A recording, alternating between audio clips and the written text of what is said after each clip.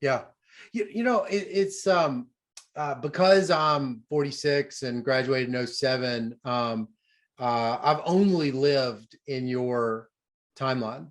I've only lived in the wake of your work. So I don't really know what it was like at the beginning. And so am I right that this was the work that you were doing with Angrist and Rubin wasn't always received well within the econometrics community, or is it that's not really the way things were?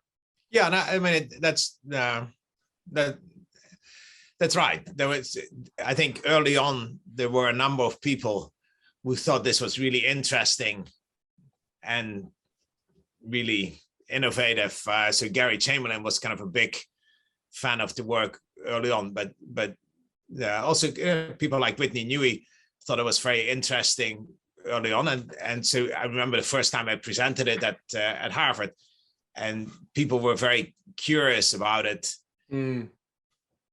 But at the same time, and so possibly kind of partly the reason for why people were curious, because there was also a lot of people who thought, no, this was the wrong way to go. This was kind of just not the way things were being done. And they,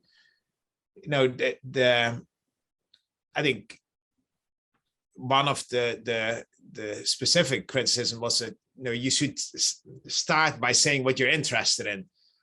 You should be clear about what you're interested in, and then focus on estimating that.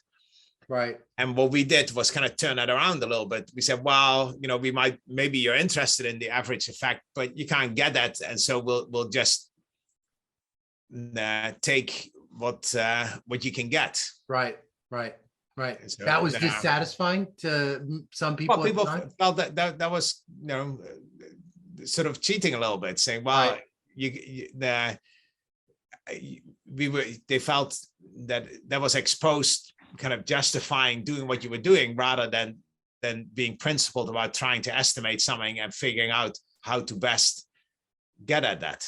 So why did you and Josh and Rubin end up kind of going down that route if that was so not the way things were done?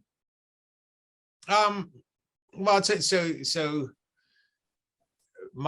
from my perspective, the motivation came out of kind of this tension between Josh's thesis, kind of with the draft lottery, kind of where you had this instrument that seemed very credible, but it was only moving the fraction of veterans kind of from about 15 to 30% or something.